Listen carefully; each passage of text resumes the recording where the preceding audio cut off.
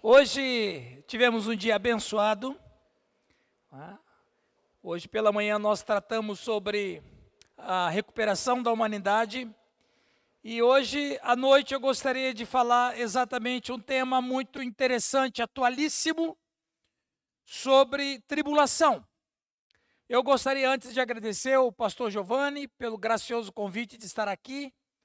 Agradecer essa igreja hospitaleira, querida, amada, no nível hard. Essa igreja é muito querida, muito amável e sempre é uma alegria, mas é uma alegria estar com vocês. Às vezes, pastor Giovanni, o mês que eu não venho aqui, eu sinto falta da hospitalidade de vocês. Mas sempre é muito bom estar com vocês. Eu quero, mais uma vez, agradecer à família do Val por ter recebido a gente hoje ali na sua casa. Foi um prazer estar ali. Obrigado vocês que receberam tão bem a gente ali. Pastor Rildo, meu baiano preferido. O príncipe de Umuarama. Você gostou, né? E sempre é uma alegria muito grande estar no meio desses queridos. Meus irmãos, hoje eu tenho uma proposta diferente para vocês. O irmão falou uma coisa aqui no introito, né? Na introdução, muito interessante. E uma palavra que ele disse aqui foi sobre quando a gente passa por tribulação e dificuldades, Deus tem sempre alguma coisa no final. Não é isso aí que você falou? E é isso mesmo. E geralmente quando os pastores pregam sobre tribulação, geralmente a direção desse tema é como passar, como vencer, como fazer, como superar. Não é isso aí? É. Mas a minha proposta é outra, eu vou na contramão um pouco. E aqueles que caíram? E aqueles que não resistiram à tribulação? E aqueles que sucumbiram? O que esse camarada vai fazer? O que ela vai fazer? O que ele vai fazer quando ele está no chão? Porque ele não aguentou a tribulação, ele blasfemou contra Deus, esfriou na fé e às vezes até mesmo abandonou a Deus. O que ele deve fazer? Eu gostaria de falar exatamente isso hoje à noite com os irmãos. Perdi a confiança em Deus depois da tribulação. E agora? Perdi a confiança em Deus depois da tribulação. E agora? E, na minha opinião, ninguém melhor para nos trazer esse assunto do que a mulher de Jó. Por gentileza, abram a Bíblia no livro de Jó. Jó, capítulo 2. Nós vamos ler dos versos 7 a 10. Jó, capítulo 2, versos 7 a 10. Você que está em casa, acompanhando pela internet, também pode acompanhar lendo Jó 2, 7 a 10. Eu preciso que vocês abram a Bíblia em Jó 2, 7 a 10, porque eu preciso que você confira junto comigo o texto que nós vamos fazer a leitura. Todo mundo encontrou? Amém. Diz assim a palavra de Deus. Então saiu Satanás da presença do Senhor e feriu a Jó de tumores malignos, desde a planta do pé até o alto da cabeça. Jó, sentado em cinza, tomou um caco para com ele rapar-se. Então sua mulher lhe disse: ainda conservas a tua integridade? Amaldiçoa a Deus e morre. Mas ele lhe respondeu: falas como qualquer doida. Temos recebido o bem de Deus e não receberíamos também o mal? Em tudo isso, não pecou Jó com os seus lábios. Até aqui o texto para início da meditação hoje à noite. O pastor já fez a oração e eu acredito que Deus ouviu do céu. Irmãos, como que você reage quando a tragédia acontece sobre sua vida? Qual é a sua atitude diante de um vento que sopra sobre você em qualquer área? Familiar, na sua saúde, nas suas finanças, nos seus relacionamentos, no seu emprego, na sua faculdade. O que acontece com a sua vida quando você vai ao chão? Esse texto, ele é um texto que eu entendo ser um texto muito emblemático. Porque nós encontramos na esposa de Jó uma pessoa que não conseguiu resistir à tribulação. E sinceridade, tem muitos pastores que criticam muito ela pelo que ela disse. E de fato, o que ela disse não foi uma coisa simples. O que ela falou foi uma blasfêmia. O que ela falou foi algo absolutamente reprovável. É verdade, mas estejamos na pele dela. Por quê? Porque as pessoas a ouviam. As pessoas queriam ouvir da sua sabedoria, queriam saber do seu favor. A essa mulher de Jó nunca faltou amigos. Ela alcançou o auge que qualquer mulher alcançaria nos seus dias. Ela tinha tudo. Ela tinha filhos maravilhosos. Nós poderíamos até imaginar que ela já, junto com seu marido, estavam se preparando para receber netos. Ela também, como Jó, perdeu bens. Ela também, como Jó, perdeu 10 filhos e vou além. E vou além. A mulher que está aqui sabe o que é, a mulher que está aqui, que é mãe, sabe o que é carregar um filho no ventre. Ou seja, o Jó perdeu 10 filhos, ela também perde 10 filhos e mais, ela tem uma relação afetiva com a criança que o pai não tem. Ela também perdeu bens, ela também perdeu posição social e mais, ela perdeu os bens, posição social, ela perdeu dinheiro, perdeu 10 filhos e perdeu o marido.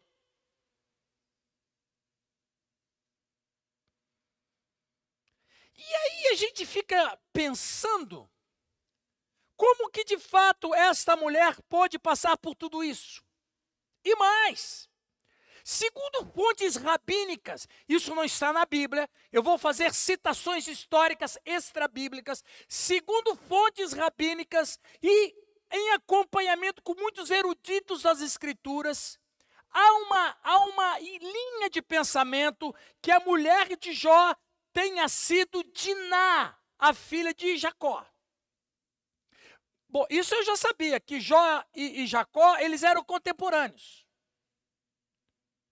Esta informação, na minha opinião, do qual eu simpatizo, que a Diná era a esposa dele, do Jó, ou seja, o Jacó estava ruim de genro, hein? Se confirma esta tradição rabínica. Mas vamos pensar que, de fato, a mulher de Jó era Diná. A Diná foi uma menina que ela cresceu num ambiente muito hostil. Ela tinha 12 irmãos que viviam numa hostilidade muito grande. Inclusive, o pai quase morreu quando José ficou dado como morto. A Diná foi estuprada quando ela tinha a idade juvenil pelo filho de Siquém. E aí os irmãos dela, em vingança dela, matou todos os homens de Siquém e saqueou a cidade de Siquém. Ou seja, a Diná, ela como uma moça e como uma jovem, ela passou por horrores. E na mente das emoções dela, da Diná, ela vai pensar assim, onde Deus estava quando eu fui estuprada?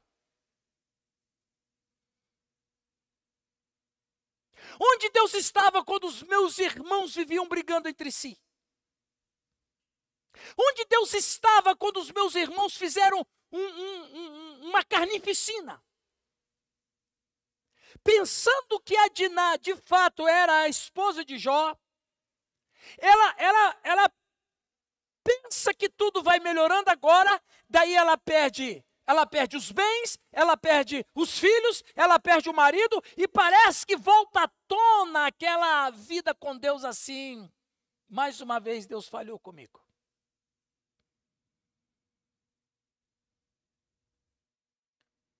Como é possível, gente? Agora, tem um detalhe muito interessante. Quando a mulher de Jó, quando ela perde os bens, ela não fala nada. Quando ela perde os filhos, ela não fala nada. Mas quando ela vê o marido, um homem de Deus, com lepra, uma úlcera terrível, câncer de pele, melhor dizendo, úlceras pelo seu corpo, um câncer de pele do pior nível. Aí ela não aguenta, aí ela tomba. E ela profere as palavras que ficam registradas pela eternidade quando ela diz, verso 8, Jó, sentado em cinza, tomou um caco para com ele rapar-se. Então sua mulher lhe disse, ainda conservas a tua integridade? Amaldiçoa a Deus e morre. Eu gostaria de centralizar a mensagem da seguinte perspectiva. O sofrimento pessoal diante da tragédia leva algumas pessoas a proferirem palavras de desespero. Porém, mesmo ditas em momentos de dor, é possível corrigi-las para que elas não nos escravizem na vida. Preste atenção, vou repetir. O sofrimento pessoal diante da tragédia leva algumas pessoas a proferirem palavras de desespero. Porém, mesmo ditas em momentos de dor, é possível corrigi-las para que não nos escravizem na vida. Que palavras de desespero são essas? Em primeiro lugar, blasfemar contra Deus. No versículo 9 ela disse, amaldiçoa a Deus e morre. Veja, as palavras que ela profere são duras e parece que vem de um coração amargo e irado com Deus. Ela está dizendo para o seu marido, no mais alto nível de sua própria dor, para ele desistir de Deus e cometer suicídio.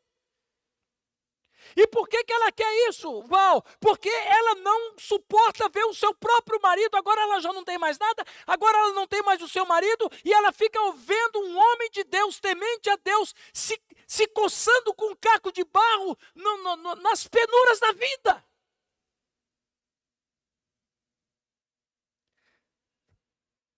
Muitas pessoas questionam a fé dela. Mas de fato a fé dela foi ao chão, como muitas vezes nós somos tentados a ir ao chão também, quando nós passamos por extremas dificuldades.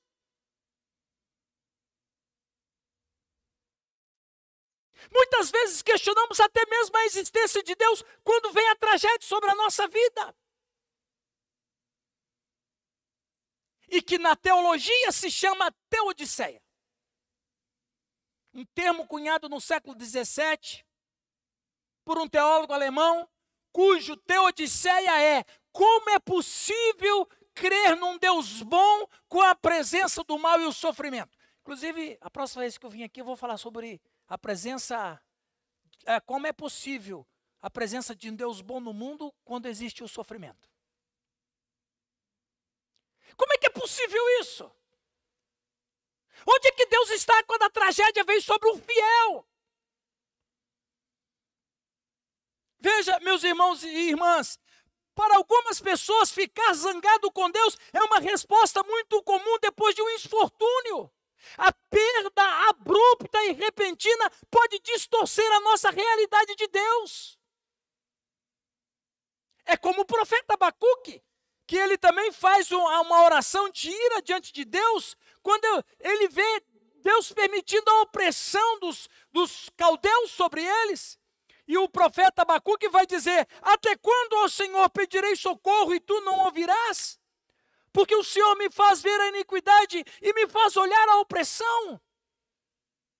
Êxodo 14, verso 10 diz, e chegando o faraó, os filhos de Israel levantaram os olhos e eis que os egípcios vinham atrás deles e temeram muito. Então os filhos de Israel clamaram ao Senhor e disseram a Moisés, será por não haver sepulcros no Egito que nos tiraste de lá para que morramos nesse deserto? Por que nos trataste assim, fazendo-nos sair do Egito? O povo de Israel também não estava entendendo aquela cilada que estava sendo armada. O profeta Abacuque não podia entender como que havia sofrimento sobre o povo e ele estava questionando Deus e a ação de Deus. Irmãos, preste atenção para você que está passando por sofrimento, para você que está passando por tribulação, para você que está sendo a sua fé balançada. Veja bem, o objetivo de Lúcifer será sempre desestruturar a gente. Trazer desequilíbrio emocional, trazer desequilíbrio espiritual, porque ele sabe que a guerra espiritual na nossa vida começa no campo da mente.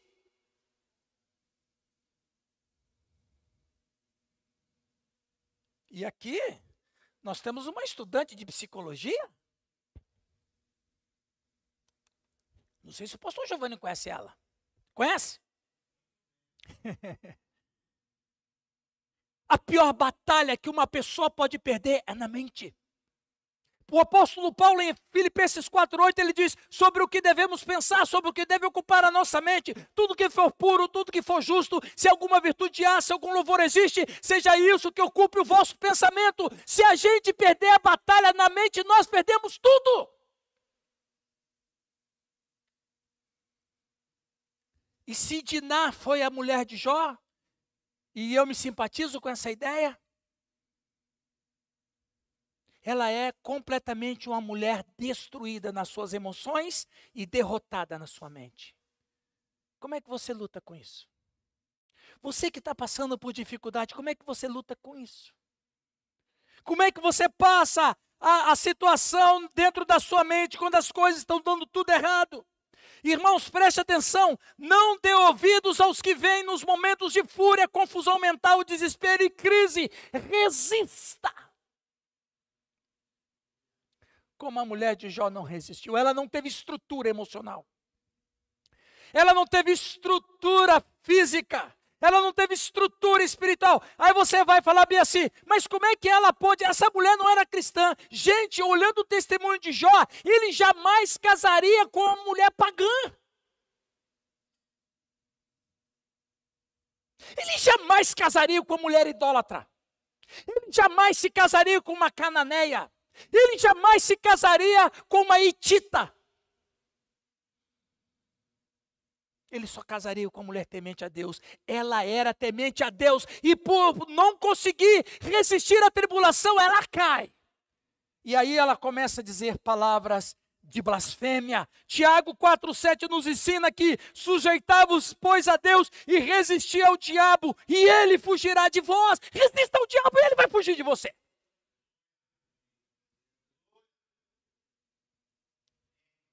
Quantas pessoas que passam por uma crise muito violenta, de perca, de tragédia, e entende que Deus não os ajudou, gera sérios problemas, pelo menos dois eu vejo. Primeiro, ateísmo. Não creio em Deus, porque se Deus existisse, Ele não permitia que eu perdesse o meu pai. Não, eu não creio em Deus, porque se ele existisse, Ele não ia fazer com que eu perdesse meu filho. E outro, desigrejamento, como protesto contra Deus. Isaías 49:14 diz, preste atenção você que está sendo tentado a blasfemar contra Deus. Mas Sião diz, o Senhor me desamparou, o Senhor se esqueceu de mim. Acaso pode uma mulher esquecer-se do filho que ainda mama, de sorte que não se compadeça do filho do seu ventre? Mas ainda que esta viesse a se esquecer dele, eu todavia não me esquecerei de ti. Eis que na palma das minhas mãos te gravei, os teus muros estão continuadamente perante mim. Deus te ama, Deus me ama, Deus quer o melhor para nós. E mesmo que passemos por tribulação, por perca, alguma coisa boa Deus tem para nós.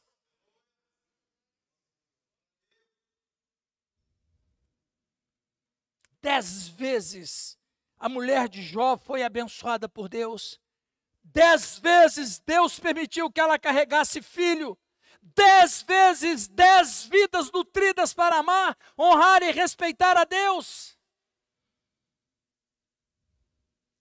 Jó era um homem de Deus. Mas quem era que sustentava a vida espiritual do marido? Era ela. Como Salomão vai dizer, a mulher sábia edifica a sua casa.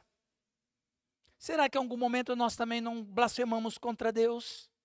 Será que em algum momento nós achamos que as coisas não vão dar certo? Agora, o que Deus pensa? Curiosamente, enquanto autores, comentaristas e pastores se apressam a julgar a mulher de Jó, Deus não fala nada. Você não vê uma letra de Deus falando contra ela. As escrituras não registram palavras específicas de nada de Deus para ela. Por quê? Será que é porque Deus entendeu ela?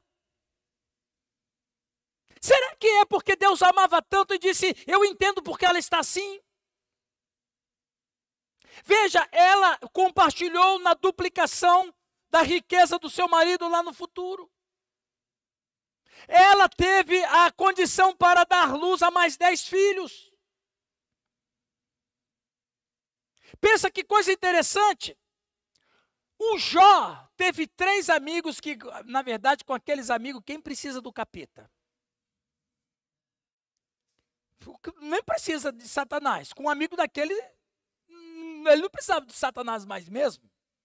Veja, no Jó 42:16, Deus falou o seguinte: minha ira se acende contra você e contra seus 2 amigos, porque você não falou de mim o que é certo, como meu servo fez. Agora, pois, pegue 7 novilhas e 7 carneiros, vá ao meu servo Jó, ofereça um holocausto por si mesmo, e o meu servo Jó orará por ti, porque aceitarei a sua oração, para não te tratar segundo a tua loucura, porque não falaste de mim o que é justo. Peraí. Deus está falando com um dos amigos de Jó o seguinte: eu não quero que você ore para mim. Antes de você falar comigo, vai falar com meu servo Jó. Vai falar para ele interceder por vocês. Aí eu vou ouvir a oração de vocês. Ele falou isso porque os camaradas falaram bobagem. Por que ele não fez a mesma repreensão com a mulher de Jó?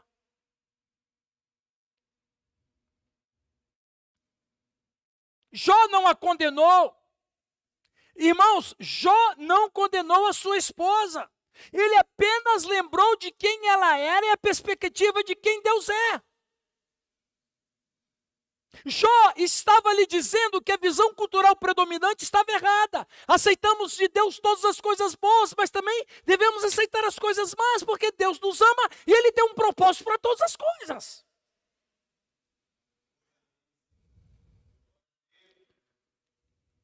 Ele vai dizer para sua esposa assim, versículo de número 10. Mas ele lhe respondeu: falas como qualquer doida. No seu sentido hebraico, o Jó está dizendo assim para ela: Deliane, eu não estou te conhecendo. Você não é uma mulher tola. E você é uma mulher crente. Eu não estou te conhecendo. Esse é o sentido do hebraico quando ele diz assim, falas como qualquer doida. Eu não casei com uma doida, eu não casei com uma pagã, eu não casei com uma ímpia, eu não casei com uma idólatra, eu casei com a mulher de Deus. Eu não estou conseguindo entender o que é que você está falando, mulher. Na verdade, em outras palavras, o Jó está dando bom testemunho dela quando ele fala isso.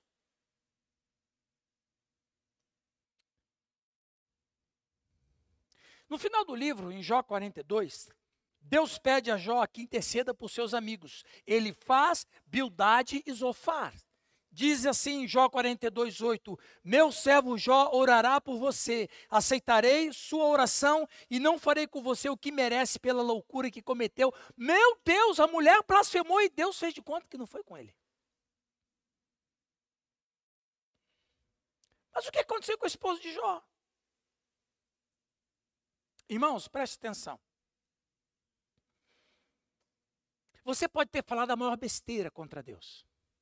E talvez você que está aqui hoje, você que está acompanhando pela internet, você pode ter falado a maior blasfêmia contra Deus porque você sofreu alguma perca muito importante. Deus te ama. E Ele entende porque a gente fala bobagem. Em segundo lugar, se ela blasfemou contra Deus, a outra palavra de desespero dela foi blasfemar contra a vida.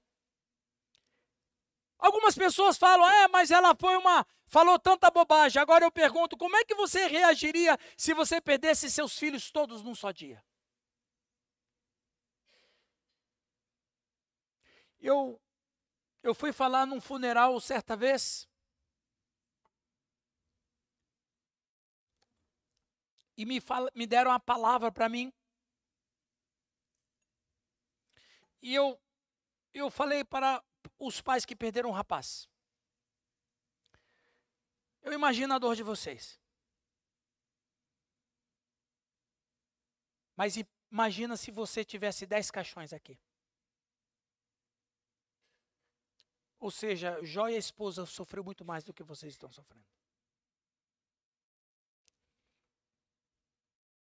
Veja bem, ela experimentou uma perda financeira dramática. A Bíblia descreve Jó como um homem rico, talvez o mais rico do mundo. Sem dúvida, a esposa dele estava acostumada a um estilo de vida de luxo e conforto. Sua casa, ela com certeza era adornada com os melhores móveis, as roupas feitas com os fios mais caros. Seus filhos provavelmente tinham tudo o que precisavam. E um dia péssimo, ela perde tudo. Perdeu tudo que tinha e perdeu tudo que amava. E ela perdeu também a graça pela vida. Ela diz: amaldiçoa a Deus e morra. Amaldiçoa a Deus e depois destrua a si mesmo. Porque eu perdi o prazer pela vida. Jó, cometa suicídio porque eu também vou fazer isso. Eu não quero mais viver. A grande verdade é que quando nós não conseguimos suportar a tribulação e a gente cai, a gente perde o prazer pela vida. A depressão acampa. O prazer de viver não existe mais. Nós perdemos a biofilia. Biofilia é amor à vida. Nós perdemos o prazer de viver. E somando-se a isso, dá-se vontade de acabar com a existência, porque existir desse jeito não é existir. Eu prefiro não existir. Eu perdi a noção pela vida. Ela perdeu a noção da vida.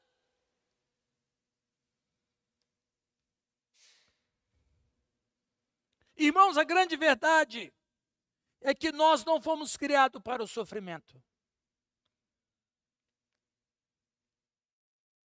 Nós não fomos criados para o sofrer. Sabe por que nós não aceitamos o sofrimento, Paulo?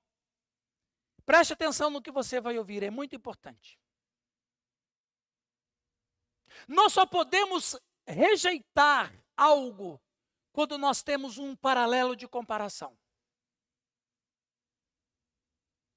Por exemplo, eu posso pegar aqui qualquer objeto, por exemplo, esta Bíblia. Eu posso perguntar para vocês aqui, essa Bíblia é grande ou pequena? Média, né? Agora eu pergunto, essa Bíblia é grande ou pequena? Por que ela é pequena? Porque eu estabeleci um paralelo de comparação. Por que nós não aceitamos o sofrimento? Porque eu tenho um paralelo de comparação dentro de mim. Qual é o paralelo de comparação que eu tenho dentro de mim? Aquilo que é bom. Isto significa que, de fato, tem uma coisa errada na minha existência. E o que está errado na minha existência? A presença do mal. Então, se eu rejeito o sofrimento, é porque tem alguma coisa dentro de mim que fala que o sofrimento realmente é uma coisa que a gente não deve aceitar. Porque se a gente não tivesse algo chamado bondade dentro de nós, se a gente só sofresse, qual seria a nossa reação? É isso aí mesmo. Eu não conheço outro tipo de sentimento. Eu estou sofrendo muito. É isso aí, varão. Está sofrendo? É isso aí, eu também estou sofrendo. É isso aí mesmo. Se eu não tivesse alguma coisa boa dentro de mim, se eu rejeito o sofrimento, é porque tem alguma coisa que grita dentro de mim, que é buscar o que é bom. É a presença de Deus da humanidade.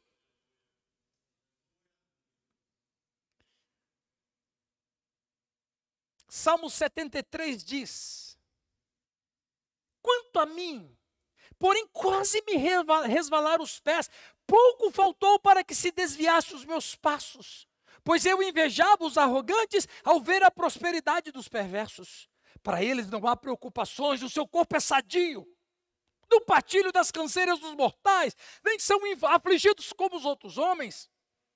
Eis que são esses os ímpios, e sempre tranquilos aumentam suas riquezas. Com efeito, inutilmente conservei puro o coração e lavei as mãos da inocência, pois de contínuo sou afligido e cada manhã castigado. O salmista no Salmo 73, ele olha que os ímpios prosperam e ele, que é um sujeito justo, sofre. Ele não entende como é que Deus pode permitir que o ímpio cresça e que o justo sofra. E aí ele começa a querer perder o prazer pela vida. Aí ele vai dizer no versículo 2, quanto a mim, quase me resvalaram os pés. Nos dias atuais, você falou da pandemia. Quando o número chegou no Brasil a 400 mil mortos, uma pessoa não cristã veio falar comigo e disse: pois é, pastor, vocês, um amigo meu, íntimo, então ele tinha liberdade de me questionar. Ele disse bem assim: pois é, pastor, vocês estão aí, muitos evangélicos, querendo que as igrejas fiquem abertas, quando nós temos tanta pandemia, de que adianta fazer tanta oração? Já morreram 400 mil pessoas. Eu disse para ele: se não fosse a oração, teria morrido 800 mil pessoas.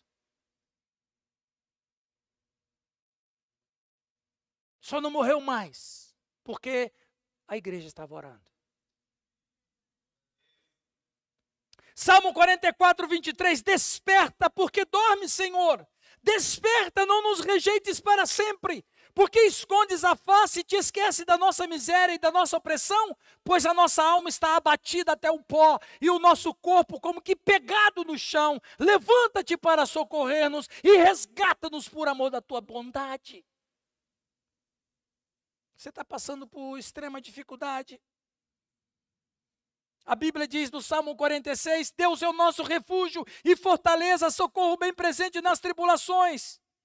Portanto, não temeremos ainda que a terra se transtorne e os montes se abalem nos seios dos mares, ainda que as águas tumultuem, espumejem na sua fúria, os montes se estremeçam. Aquietai-vos e sabei que eu sou Deus, sou exaltado entre as nações e sou exaltado da terra. Essa é a palavra de Deus para nós que passamos por sofrimento, percas e tribulação.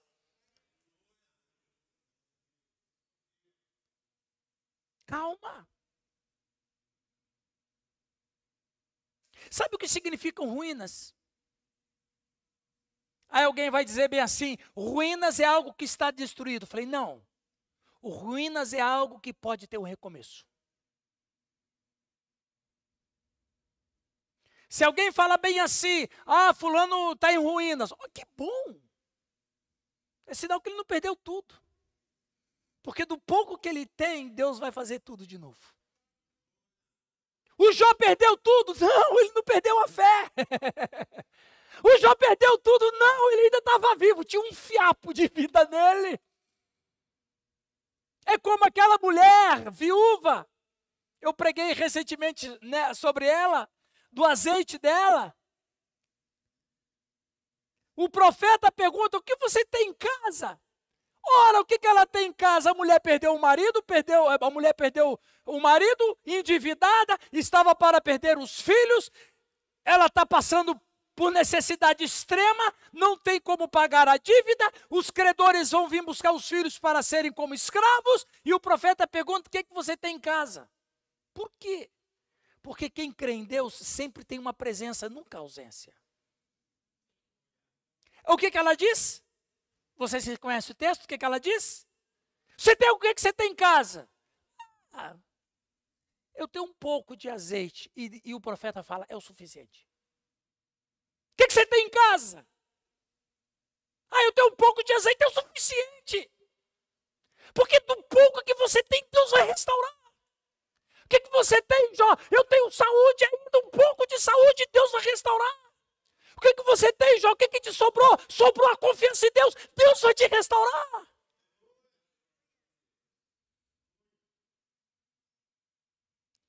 Que atitude devemos tomar quando somos tentados a blasfemar contra a vida? Devemos continuar a viver.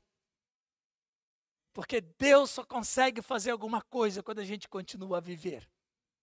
Porque Deus só aumenta o nosso azeite quando a gente entende que tem que continuar a viver.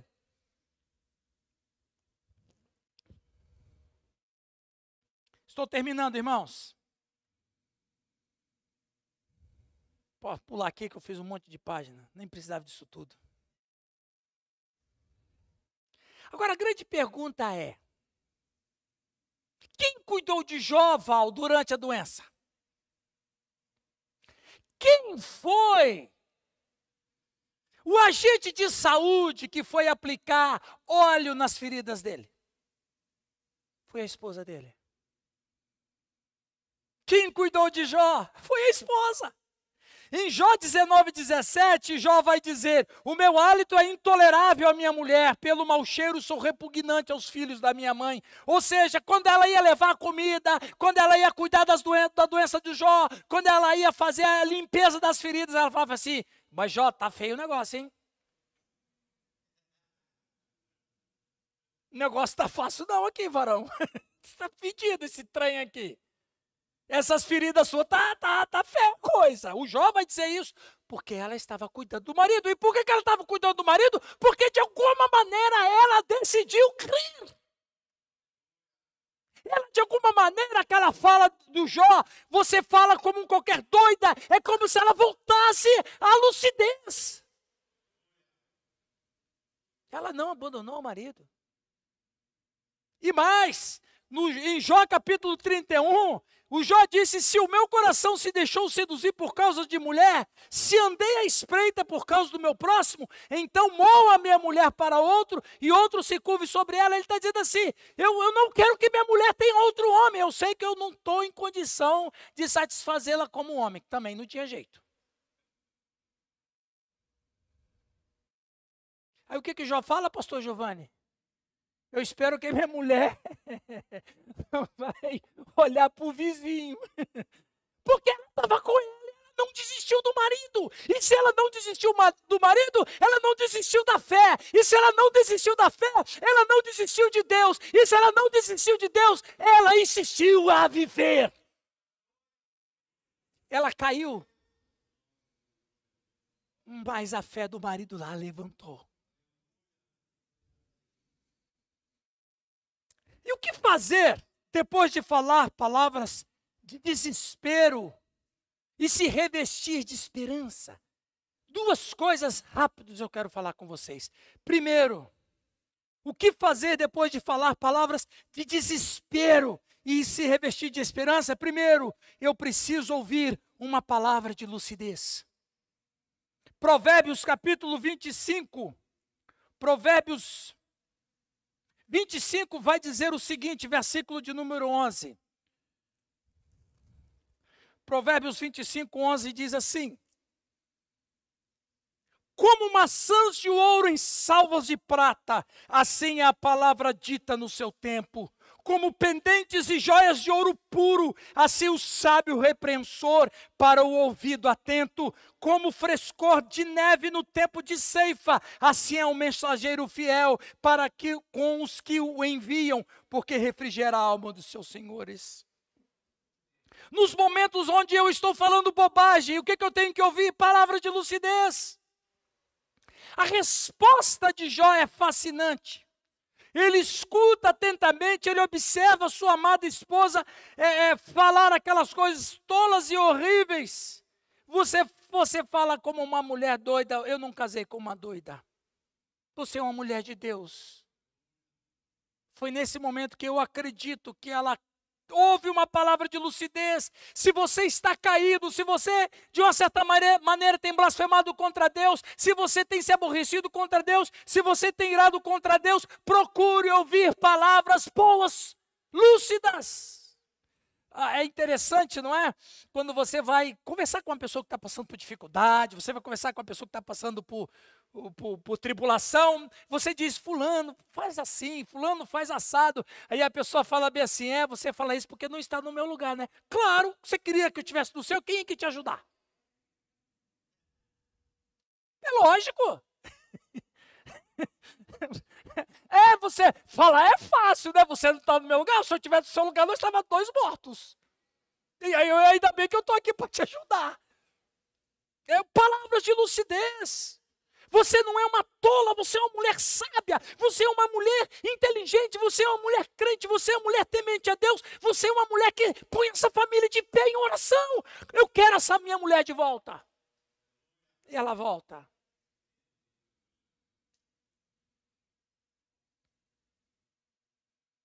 Salmo 62, 8 diz: confiai nele, ó povo, em todo tempo. Em todo tempo. Derramai perante ele o vosso coração. Deus é o nosso refúgio. Filipenses 4:8, já falei sobre esse versículo. Escute palavras de lucidez. Procura uma pessoa que não está passando por problema. Porque ele vai ter uma palavra de lucidez. Ele está fora do olho do furacão. Além de ouvir uma palavra de lucidez, ouve uma boa palavra sobre Deus. Salmo 113, olha que coisa tremenda. Salmo 113, verso 9 diz assim. Salmo 113, verso 7 diz assim, 113, 7. Ele ergue do pó o desvalido. Você está no pó? Tá? Ele ergue do pó o desvalido e do monturo o necessitado. Onde que a mulher de Jó estava? Onde que ela estava, irmãos?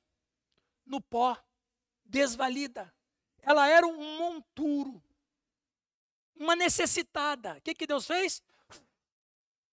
Usou a vida do homem, marido dela, para levantá-la, para o assentar ao lado dos príncipes, sim, com os príncipes do seu povo. Faz que a mulher estéril viva em família e seja alegre mãe de filhos. Meus irmãos e minhas irmãs, o que nós precisamos em momentos de tribulação, quando nós caímos, é ouvir uma boa palavra sobre Deus. Deus me ama, Deus se importa comigo e de uma maneira maravilhosa Deus vai me levantar, Deus vai me exaltar, Deus vai me colocar sobre os pés outra vez e outra vez serei abençoado na terra.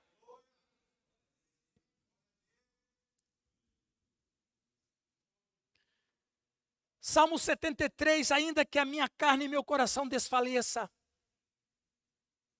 Deus é a fortaleza do meu coração. Os que se afastam de ti, eis que perecem. Se está ruim com Deus, pior sem Ele. Tu destróis todos os que são infiéis para contigo.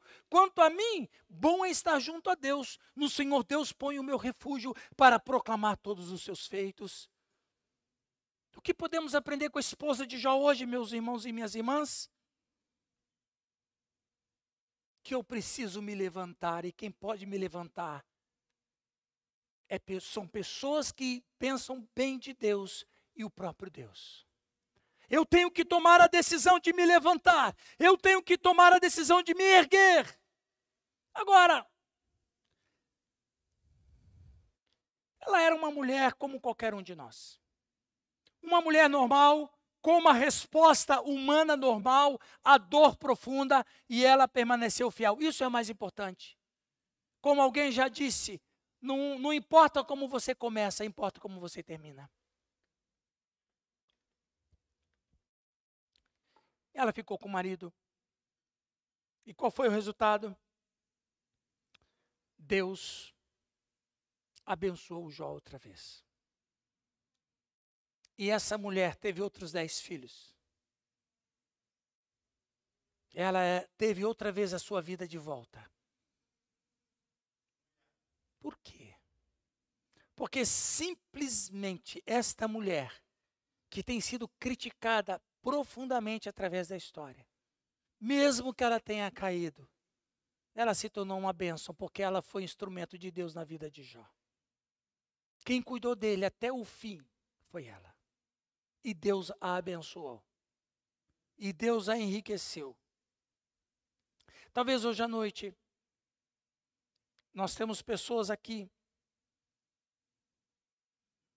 que têm passado por tribulação. Talvez eu estou vendo pessoas aqui com os olhos com quem diz, meu Deus, eu preciso de uma saída. Ou mais. Talvez você está aqui hoje à noite e tenha acontecido coisas na sua vida que você está com a fé muito fraca. Você perdeu a vontade de orar. Você ora, mas não ora com tanta frequência. E quando ora, ora desconfiando.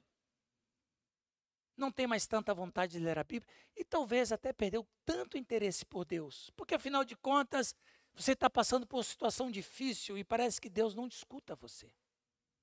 Será que Deus existe? Ou se Deus existe, será que Ele é bom? Ou será que se Deus existe, Ele é bom, Ele é poderoso?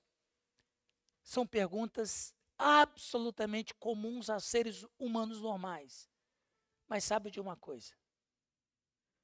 Deus conhece a sua dor. Deus conhecia a dor daquela mãe.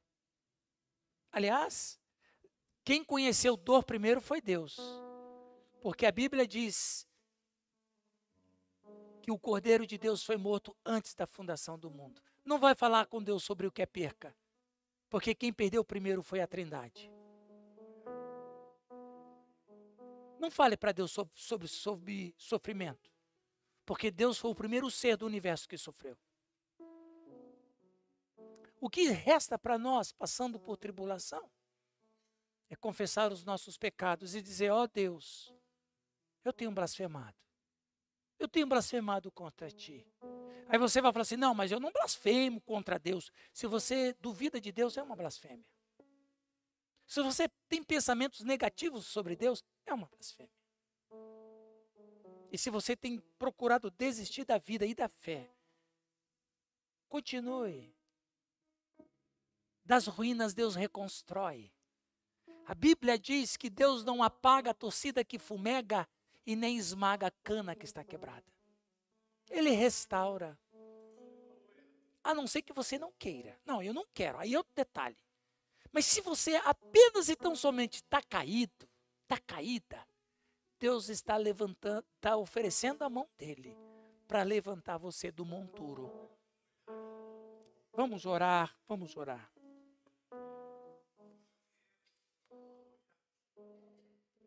Fecha os teus olhos, por favor.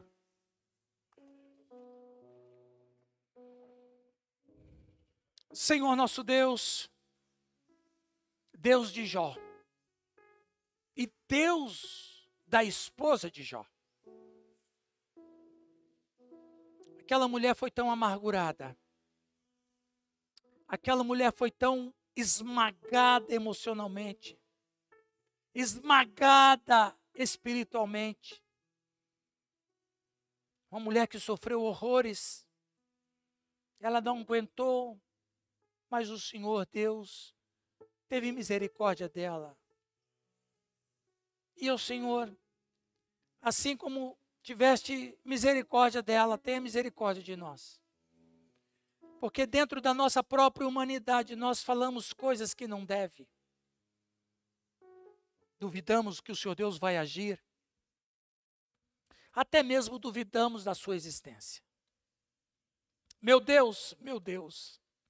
Talvez hoje à noite há pessoas aqui, talvez há pessoas na internet acompanhando essa mensagem e que talvez esteja até chorando de tristeza e de reconhecimento de seu próprio pecado chorando de arrependimento.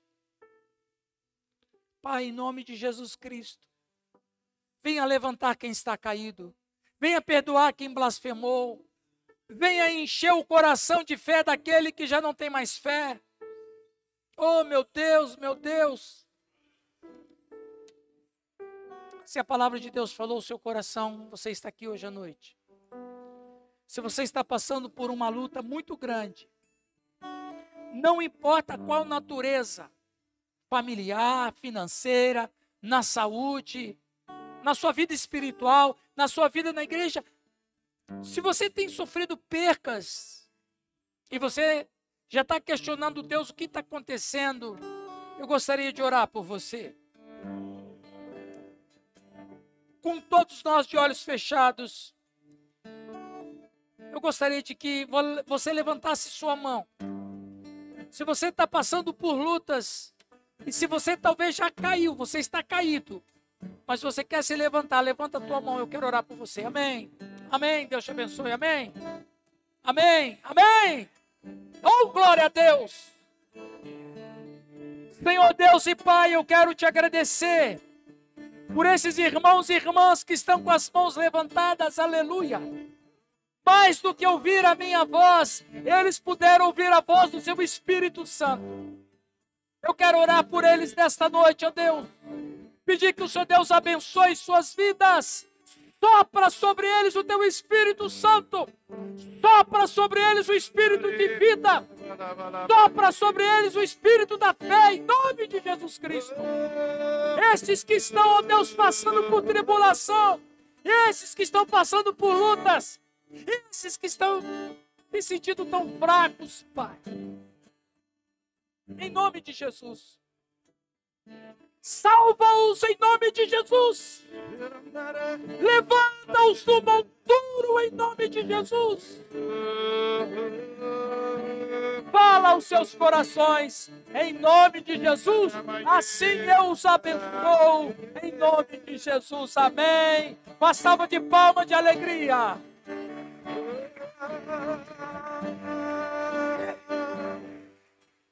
Amanhecer